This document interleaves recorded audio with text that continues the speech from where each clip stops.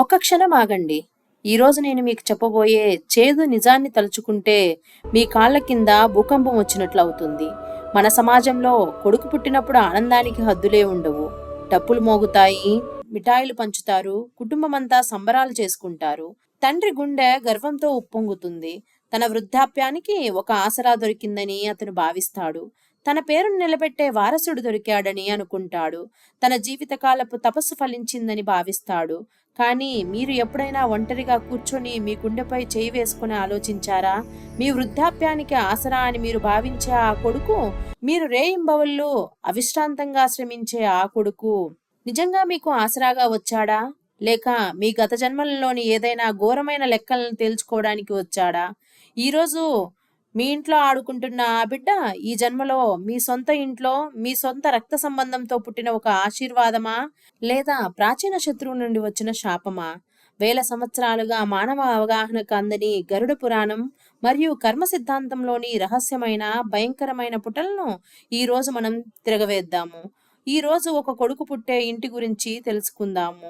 కొంతమంది అబ్బాయిలు తమ తల్లిదండ్రులకు శ్రవణ కుమారులుగా ఎందుకు మారుతారో, మరికొందరు తమ సొంత తల్లికి రక్త కన్నీరు కార్పించేలా ఎందుకు చేస్తారో తెలుసుకుందాము. ఈ వీడియోని చివరి వరకు చాలా జాగ్రత్తగా చూడండి. ఎందుకంటే గరుడ పురాణంలో వెల్లడైన చేదు నగ్న సత్యం కొడుకుపై మీకున్న ప్రేమను శాశ్వతంగా ముక్కలు చేసి, జీవితంపై మరియు మీ సొంత కొడుకుపై మీ దృక్పథాన్ని పూర్తిగా మార్చివేస్తుంది. మన అజ్ఞానంలో కొడుకు కలగడం మన గొప్ప అదృష్టమని మనమందరము నమ్ముతాము. ఆ ఇంటికి వారసుడొచ్చాడని ఎంతో సంతోషపడతాము. గుడిలో గొప్ప మొక్కులు చెల్లించి, ఎన్నో ప్రార్థనలు చేసి, ఎన్నో క్రతువులు ఆచరిస్తారు కొడుకు పుడితే. ఇంటింటికి చాటింపు వేసి చెప్తారు. తల్లిదండ్రులు దీన్ని తమ విజయంగా మరియు వాళ్ళ యొక్క పూజలకి ఫలితంగా భావిస్తారు. కానీ ఈ భూలోకంలో, ఈ నశ్వరమైన ప్రపంచంలో ఏది మీ సంకల్పం వల్ల కానీ, లేదా మీ కోరికల వల్ల కానీ జరగదని గరుడ పురాణం గట్టిగా ప్రకటిస్తుంది. ఒక ఇంట్లో కొడుకు మొదటి శ్వాస తీసుకోవడం అనేది మీ పూజల యొక్క ప్రత్యక్ష ఫలితం కాదు. అది విశ్వంలోని అత్యున్నత న్యాయస్థానంలో యమరాజు యొక్క తిరుగులేని ఖాతాలో పరిష్కరించబడిన ఒక కఠినమైన కర్మ లావాదేవి. ఈ రోజు ఈ ఆధ్యాత్మిక రహస్యాల వేదిక నుండి మనం గరుడ పురాణంలోని అత్యంత చేదు మరియు హృదయ విదారకమైన పుటను వెల్లడించబోతున్నాము. ఇది ప్రపంచవ్యాప్తంగా ఉన్న చాలా మంది తండ్రుల హృదయాలను కదిలించవచ్చు. గరుడ పురాణంలో మృత్యుదేవత అయిన యమరాజుకు మరియు పక్షుల రాజు అయిన గరుడునికి మధ్య జరిగిన ఒక లోతైన మరియు రహస్యమైన సంభాషణ ఉంది. ఆ సంభాషణలో చాలా స్పష్టంగా చెప్పబడింది, మరణానంతరం ఆత్మ దట్టమైన చీకటిని దాటి యమరాజు సభను చేరుకున్నప్పుడు చిత్రగుప్తుడు ఆ ఆత్మ యొక్క కర్మల దస్తావేజును తెరుస్తాడు. ఆ దస్తావేజు ఈ ఆత్మ ఏ రూపంలోకి భూమి తిరిగి పంపబడుతుందో నిర్ణయిస్తుంది. కుమారుడిగా బాలుడిగా జన్మించడం అనేది పూర్తిగా కఠినమైన రుణసూత్రం ప్రకారం జరుగుతుంది. రుణం అంటే మీ గత జన్మల కర్మల యొక్క భారీ రుణం. అది లేకుండా ఏ ఆత్మ కూడా మోక్షాన్ని పొందలేదు. శాస్త్రాలు స్పష్టంగా చెప్తున్నాయి, 4 ప్రధాన కారణాల వల్ల కుమారుడు మీ ఇంట్లో 4 రూపాల్లో జన్మిస్తాడు. ఈ రోజు మీ హృదయంపై బరువైన భారంతో ఈ 4 ఆత్మలలో మీ ఇంట్లో ఆడుకుంటున్న కొడుకు ఎవరో, లేదా ఈరోజు పెరిగి పెద్దవాడైన ఆ కుమారుడు ఎవరో మీరు నిర్ణయించుకోవాలి. మొదటి రూపం మరియు ఈ విశ్వంలో అత్యంత భయంకరమైన రూపం శత్రువు కుమారుడు. మీ పరిసరాల్లో లేదా వార్తాపత్రికల్లో ఎప్పుడైనా అలాంటి విషాదకరమైన వార్తలను చదివారా? ఒక కుమారుడు తన సొంత వృద్ధ తల్లిదండ్రులపై చేయి చేసుకున్నాడు అని ప్రతి చిన్న కారణానికి తన తండ్రిని దూషిస్తాడు. మోసపూరితంగా వారి జీవిత కాలపు కష్టార్జితాన్ని మరియు పూర్వీకుల ఆస్తిని మొత్తం కాజేస్తాడు.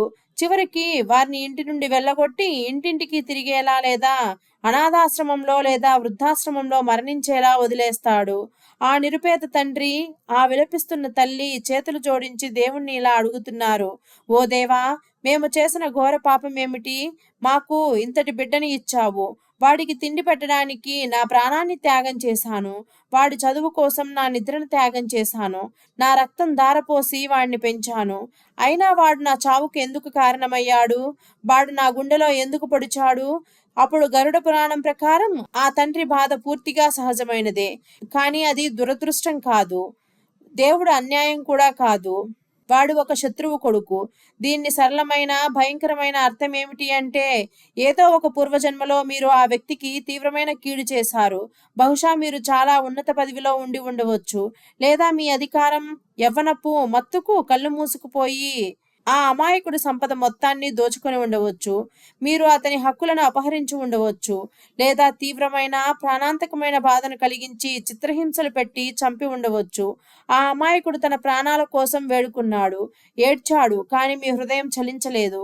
వాడు తీవ్ర వేదనతో మరణించాడు, కానీ అతను చనిపోతున్నప్పుడు నీ మీద తీవ్రమైన ద్వేషంతో, అగ్నితో అతని హృదయం మండిపోయింది. నీ మీద తప్పకుండా ప్రతీకారం తీర్చుకుంటానని అతను దృఢమైన ప్రమాణం చేశాడు. అదే వేదనతో నిండిన ఆత్మ నీ చిరకాల శత్రువు. ఈ జీవితంలో నీ సొంత భార్య గర్భం నుండి నీ సొంత కొడుకుగా జన్మించాడు. అతను తన సొంత వాడిగా కేవలం నీ దగ్గరికే వస్తాడు.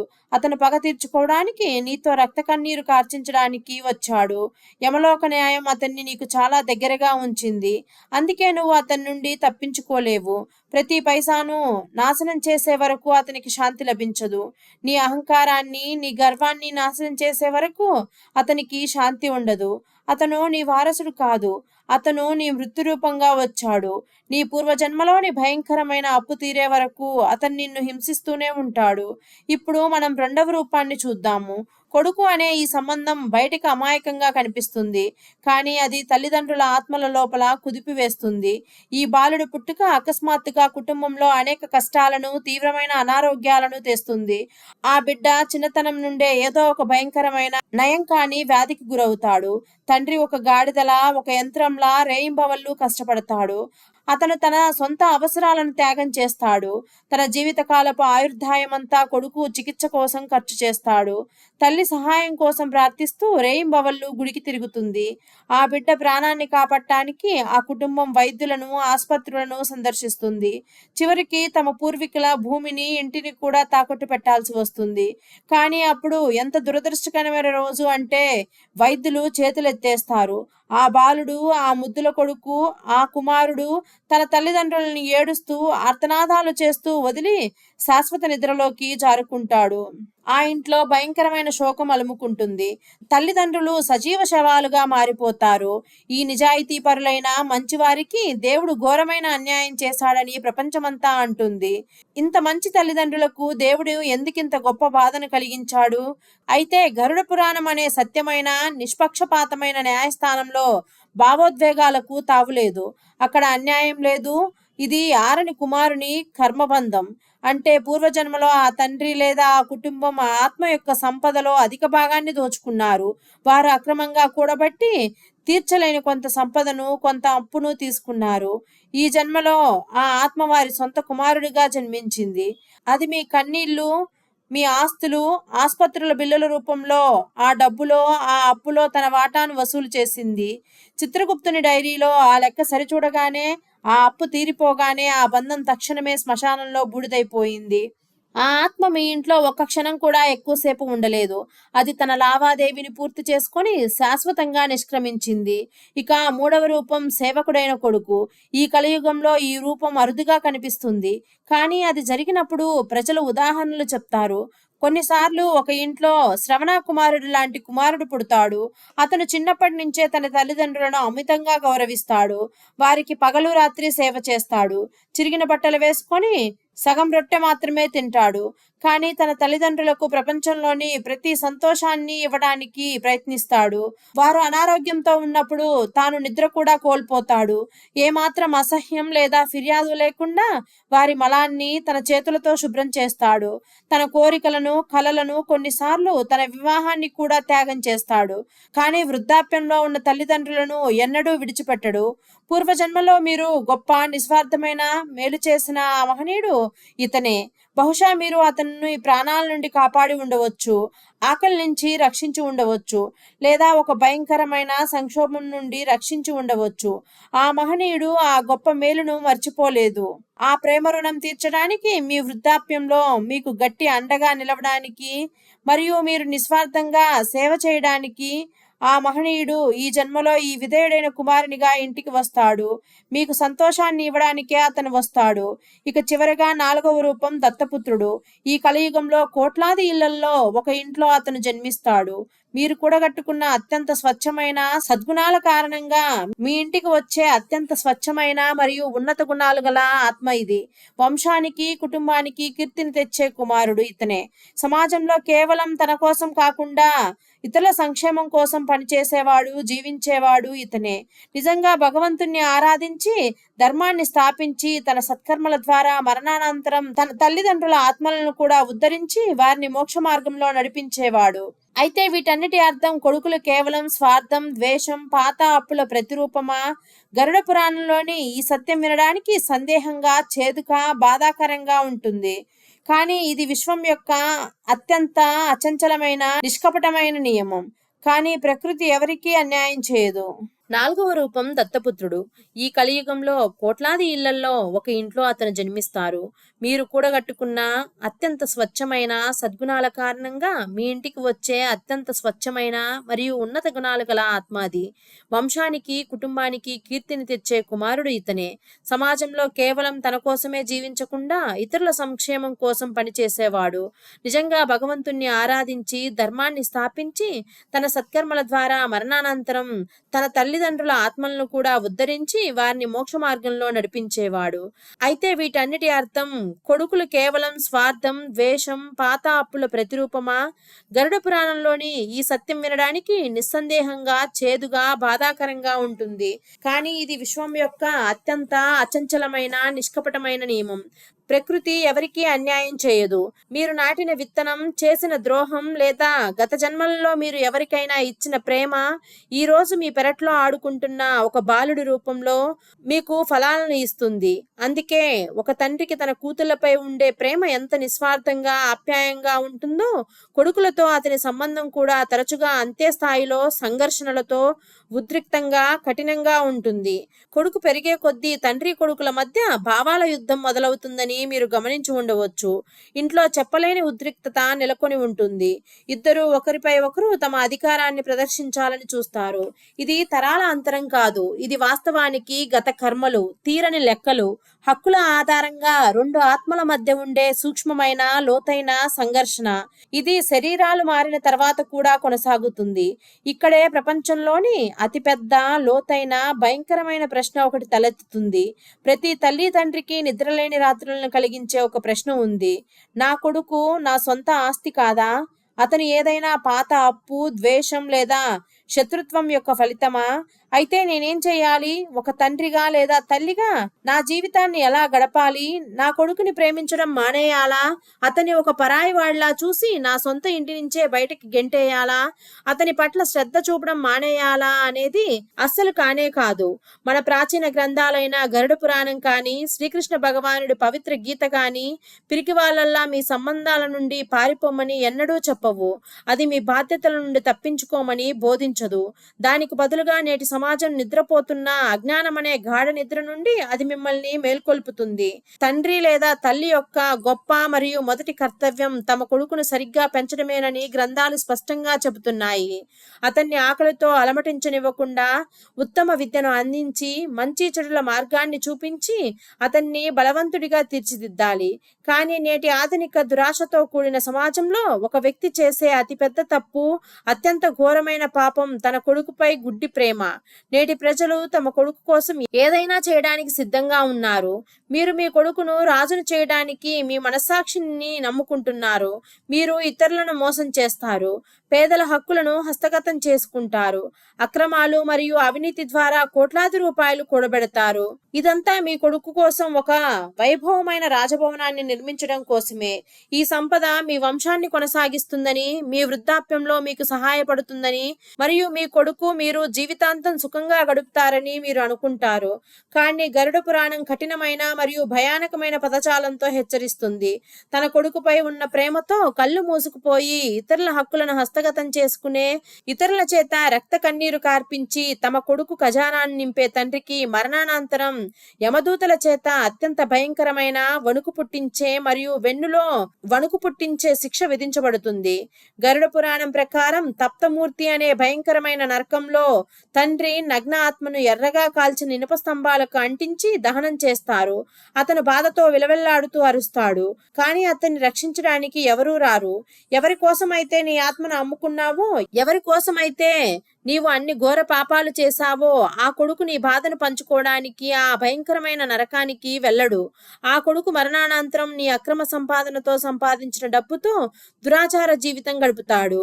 నీవు మరణించిన కొద్ది రోజులకే అతడు నీ చితికి నిప్పంటించి శ్మశానంలో స్నానం చేసి తిరిగి తన పనుల్లోకి జీవితంలోకి వెళ్ళిపోతాడు. నీ పాపభారం, నీ దుఃఖాల పర్వతం యుగాల పాటు కేవలం నీ ఆత్మచేత మాత్రమే మోయబడుతుంది. నీ కొడుకు ఆ పాపపు లెక్కల్లో ఎన్నడూ పాలు పంచుకోడు. మరి ఈ గరుడ పురాణంలోని చేదు మరియు కళ్ళు తెరిపించే సత్యం ఏమిటి అంటే, కొడుకు నువ్వు కొనుగోలు చేసిన ఆస్తి కాదు. అతడు నీకు శాశ్వత హక్కు ఉన్న వస్తువు లేదా ఆస్తి కాదు. అతడు తన పూర్వజన్మల లెక్కలను సరిచూసుకోవడానికి ప్రత్యేకమైన ప్రయాణంలో ఉన్న పూర్తిగా స్వతంత్ర మరియు స్వేచ్ఛాత్మ. మరియు నువ్వు కేవలం అతన్ని ఈ ప్రపంచంలోనికి తీసుకురావడానికి ఒక సాధనం మాత్రమే ఉంది. అది ఒక మాధ్యమం. నీ కొడుకుని అపారంగా ప్రేమించు, అతడికి ఉత్తమ విలువలను అందించు. ఈ ప్రపంచం అందించగల ప్రతి ఆనందాన్ని అతడికి ఇవ్వడానికి ప్రయత్నించు. మీరు బ్రతికి ఉన్నంత కాలం తండ్రిగా లేదా తల్లిగా మీ ప్రతి కర్తవ్యాన్ని నెరవేర్చండి. కానీ మీ కొడుకుపై ఉన్న ప్రేమ అనే ఇనుప పంజరంలో మీ ఆత్మను, మీ మోక్షాన్ని, మీ అంతరాత్మను బంధించకండి. అతను ఎల్లప్పుడూ మీకు రుణపడి ఉంటాడని, ఎల్లప్పుడూ మీతో ఏకీభవిస్తాడని, లేదా వృద్ధాప్యంలో మీకు సేవ చేయాల్సి వస్తుందని తప్పుడు డొల్ల ఆశలను పెంచుకోకండి. మీ కొడుకుపై ఉన్న అన్ని తప్పుడు అంచనాలను మీరు వదులుకున్న రోజు, ఎలాంటి స్వార్థపూరిత ఉద్దేశాలు లేదా ప్రతిఫలంపై శ్రద్ధ లేకుండా అతన్ని మీ పవిత్ర కర్తవ్యంగా పెంచిన రోజు మీ సొంతం అవుతుంది. అదే రోజు, అదే క్షణం, అదే పోరాట బంధం అనే భయంకరమైన ప్రాణాంతకమైన చిక్కుముడి నుండి మీరు శాశ్వతంగా విముక్తి పొందుతారు. ఋషులు అరణ్యాల్లో సంచరించి పొందే మోక్షాన్ని మీ ఆత్మ పొందుతుంది. మరియు తమ సొంత ఇంట్లోనే బాధపడే ప్రతి ఒక్కరూ ఈ రోజు వినవలసిన అతి ముఖ్యమైన విషయం ఇది. ఒక కొడుకు తన వృద్ధ తల్లిదండ్రులను ప్రతిరోజు ఏడిపిస్తూ, ప్రతి చిన్న విషయానికి వారికి అపారమైన బాధను కలిగిస్తూ, వారిని అవమానిస్తూ ఉంటే, ఓ తల్లిదండ్రులారా, ఈ రోజు మీ కన్నీళ్లను తుడుచుకోండి. మీ విధిని నిందించడం ఆపండి. దేవుడికి మొరపెట్టుకోవడం, ఆ కొడుకుని శపించడం ఆపండి. ప్రశాంతమైన మనసుతో దీర్ఘశ్వాస తీసుకొని చేతులు జోడించి సర్వశక్తిమంతుడైన భగవంతునితో ఇలా చెప్పండి: ఓ భగవంతుడా, ఓ పరమేశ్వరా, నా గత జన్మలో నేను ఆయనకు ఎంత పెద్ద రుణం తీర్చుకోవాల్సి ఉందో, ఆయనకు చేసిన తప్పుకు ఆయన ఈ రోజు నాపై ప్రతీకారం తీర్చుకుంటున్నాడో, వాటన్నింటినీ ఈ రోజు నా కన్నీళ్లతో, నా ఈ అవమానంతో పూర్తిగా తీర్చేశాను. ఈ రోజుతో నా లెక్క సరిపోయింది. ఇప్పుడు నా కర్మల దస్త్రాన్ని మూసివేయండి. ఈ బాధ నుండి, ఈ పాత కుళ్ళిన బంధం నుండి నా ఆత్మను శాశ్వతంగా విడిపించండి. మీరు ఈ మాట చెప్పిన రోజు మీలోని అంతరంగంలో జరిగే పోరాటం అంతా అంతమవుతుంది. ఈ రోజు ఈ ఆత్మరహస్య వేదిక నుండి గరుడ పురాణంలోని అత్యంత లోతైన, భయానకమైన మరియు చేదు నిజాన్ని మనం స్పృశించాము. ఈ నిజాన్ని పూర్తిగా అంగీకరించడానికి మానవులకు మరింత జీవిత కాలం పడుతుంది. వారు వృద్ధాప్యపు గడపకు చేరుకున్నప్పటికీ తమ పిల్లలపై ఉన్న అనుబంధాన్ని అధిగమించలేరు. కానీ ఈ రోజు మనం ఒక కొడుకును కేవలం మీ వంశాన్ని కొనసాగించే వారసుడు మాత్రమే కాదు అని తెలుసుకున్నాము. అంతేకాదు, మీ ఆచరణలో నిలబడి ఉన్న అతడే మీ సొంత కర్మలకు అత్యంత ఖచ్చితమైన, అత్యంత నిష్ఠురమైన మరియు అత్యంత సత్యమైన నిదర్శనం. ఈ రోజు మీ ఇంట్లో ఒక కుమారుడు ఉంటే అతడు కేవలం గట్టి మాంసపు దేహంగా భావించడం మానుకోండి. తనదైన ప్రయాణంలో ఉన్న ఒక పవిత్ర ఆత్మగా అతన్ని చూడండి. అనుబంధం అనే బరువైన సంఖ్యలతో అతన్ని బంధించి అతని రెక్కలు కానీ మీ రెక్కలు కానీ కత్తిరించుకోకండి. మీ కుమారుడు ఈ రోజు మీకు నిజంగా సేవ చేసి మీ వృద్ధాప్యంలో మీకు తోడుగా నిలిస్తే మీ సంపూర్ణ నమ్మకం నెరవేరుతుంది. మీరు దేవుణ్ణి నమ్మితే ప్రతిరోజు ఉదయం మేల్కొని మీ పూర్వజన్మ ఎంత స్వచ్ఛంగా సద్గుణాలతో గడిచిందోనని దేవుడికి కృతజ్ఞతలు చెప్పండి. మీకు ఒక సేవకుడు, ఒక కుమారుడు లభించారు. గరుడ పురాణంలోని ఈ గగుర్పాటును కలిగించే సత్యము తమ కుమారుడిపై ఉన్న ప్రేమతో పూర్తిగా అందులై వారి కర్మను పాడు చేసుకుంటున్న ప్రతి తండ్రి, తల్లితో మరియు ముఖ్యంగా తమ సొంత కుమారుడి వల్ల కలిగిన తీవ్రమైన బాధతో గదిలో ఒంటరిగా కూర్చుని ఏడుస్తున్న వ్యక్తితో ఈ వీడియోని ఇప్పుడే పంచుకోండి. వారికి ఈరోజు ఈ జ్ఞానకాంతి అత్యంత అవసరం. ఈ సత్యం వారి హృదయాలకు అపారమైన శాంతిని చేకూరుస్తుంది.